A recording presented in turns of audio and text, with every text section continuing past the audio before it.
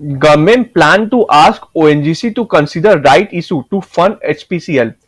यानी कि Indian government ONGC को राइट इशू लाने के लिए बोल रही है जिससे वो एचपीसीएल को फंड कर सके।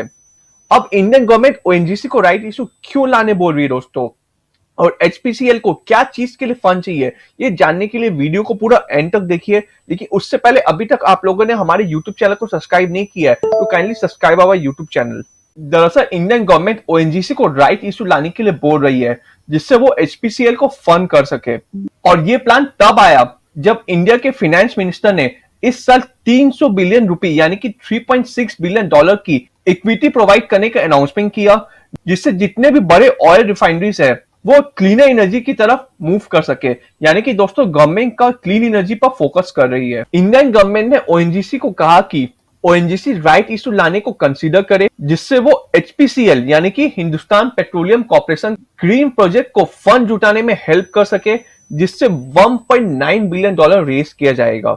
यानी कि दोस्तों ओएनजीसी का बहुत जल्दी हम लोगों को राइट इशू मार्केट में आते हुए देखने को मिल सकता है, जिसके जरिए एचपीसीएल के ग्रीन प्रोजेक्ट को फंड किया जाएगा। और इसी वजह से गवर्नमेंट एचपीसीएल को प्रेफरेंशियल रेट यानी कि मार्केट से कम रेट पर लोन भी प्रोवाइड कर रही है। और आपको बता दें कि हाल ही में Indian oil corporation and BPCL यानी कि भारत पेट्रोलियम ने 220 बिलियन एंड 180 बिलियन रुपए का राइट इशू लॉन्च करने का घोषणा किया है। और वहीं अब ओएनजीसी 155 बिलियन रुपए का राइट इशू ला सकती है। साल 2018 में गवर्नमेंट ने अपना एचपीसीएल में 51.1% स्टेक ओएनजीसी को सेल कर दी है, जिससे एचपीसीएल इंडिया का one of the top energy explorer company बन जाए। और गवर्नमेंट अब 58.93% स्टेक ओन करती है ओएनजीसी में।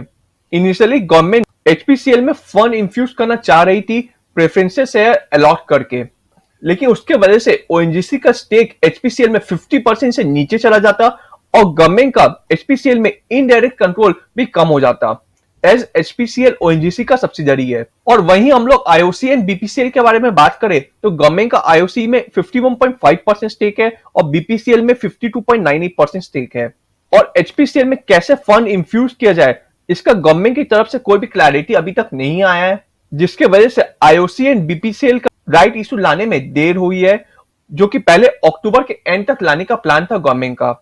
और इफ तीनों रिफाइनरी यानी कि आईओसीएल के बारे में हम लोग बात करें या एचपीसीएल या बीपीसीएल के बारे में बात करें तो तीनों रिफाइनरी 3.5 ट्रिलियन से 4 ट्रिलियन रुपए इन्वेस्ट करने का सोच रही है, जिससे वो अपने नेट जीरो एमिशन वाले गोल को 2040 तक पूरा कर सके।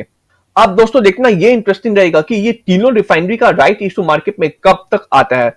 Kindly share the video with your friend. Video अच्छा लगा तो kindly like and subscribe our channel.